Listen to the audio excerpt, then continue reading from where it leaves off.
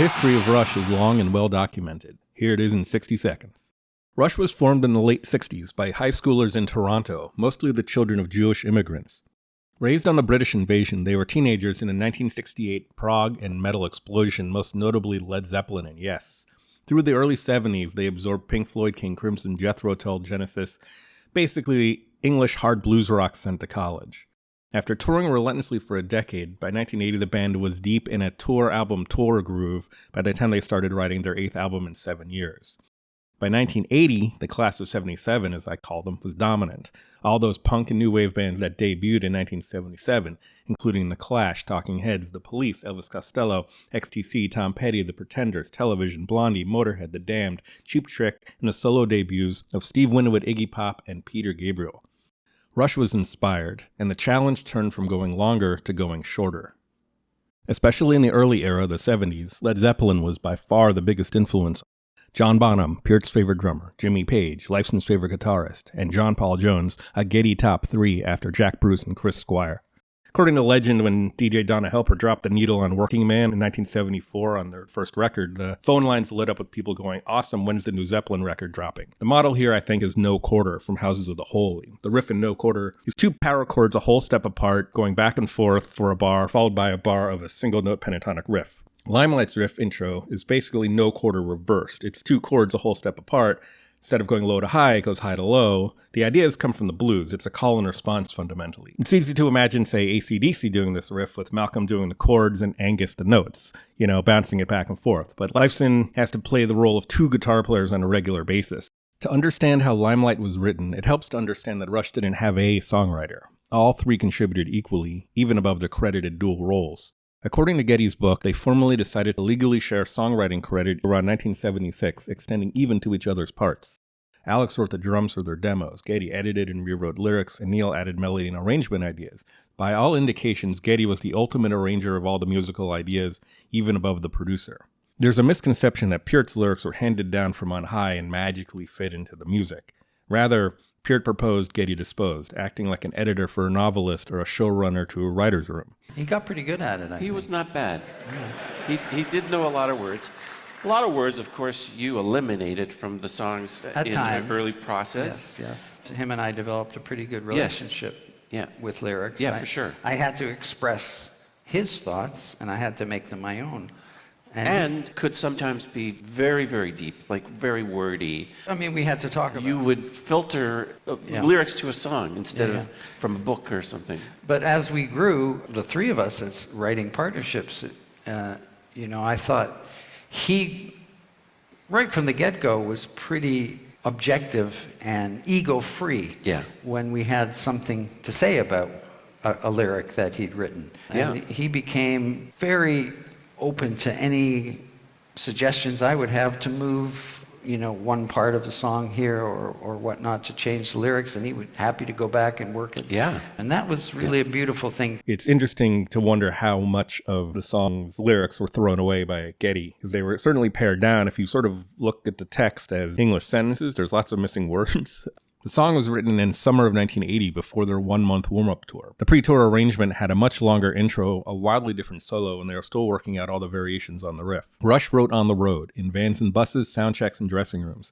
Alex spontaneously generates material by the metric fuck tongue and leaves it up to Geddy to choose the bits. We work well together in writing. You corral me. Yeah, well, this gentleman is a spontaneous genius. I mean, you really are. I don't know how many times... we sit down to jam, and he plays something, and I'm like, what the fuck is that? Wait, stop. That was amazing. And he'll go, what? Yeah, I don't know. I go, no, that thing you just played. What thing?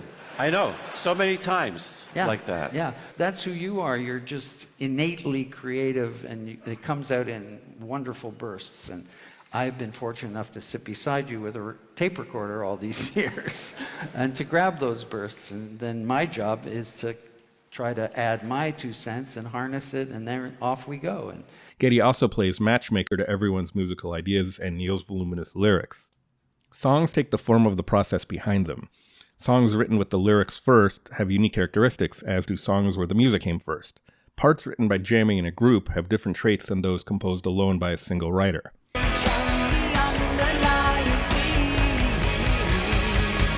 hard to imagine a world without Limelight in it, but for this exercise, we must.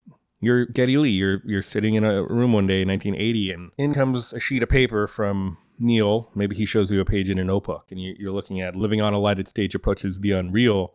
And you're going, It's got a natural kind of sing-songy triplet feel cadence to it. And Geddy probably was had an acoustic guitar in his hand and was just doing a 1-6-5-4, and it was kind of fit right in. So my hunch is that the melody came first off the lyric sheet, and then Geddy wrote the whole stanza around keeping that melody out front and pulling everything back. It's a folk melody, and the music under it is strictly accompaniment that doesn't really stand up on its own.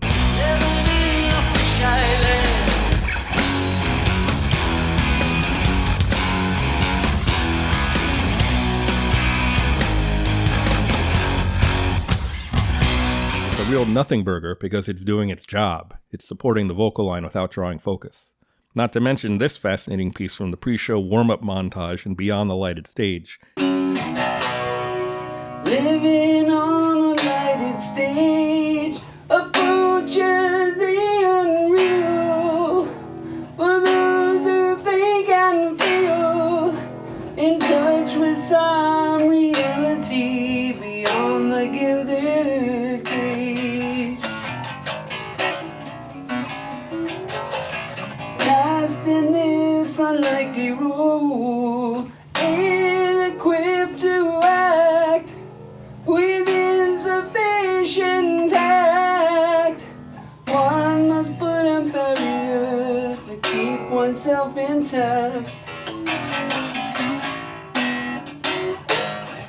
This gives me a strong indication that Geddy came up with a chord tonic, so 1-6-5-4, draped the melody across it, and then sorted everything out accordingly later. I wouldn't be surprised if that's how Geddy wrote the original melody. I don't know that Alex was coming up with all of those riff variations on his own. That has the micromanagey style that Geddy was known for, the attention to detail. Although I'm 100% sure Alex is the one who came up with the sliding up variation into the chorus, that weird extra F sharp that he drops. And then Alex's major contribution, I think, as just original material is the chorus, especially the arpeggios. Those arpeggios are classic Alex. That feels like he was jamming, and Geddy started singing over them, and they liked it. And it was only later that they realized how weird it was, but because it worked, it didn't matter. And then the trick was, how do you make the first half melancholy and the second half exciting? And that's where you get the time signature shift and the chords expanding. I think they're working with Alex's material throughout the chorus. It's a masterclass in everybody contributing equally. There's a synergy between these three guys that creates really accessible compositions out of the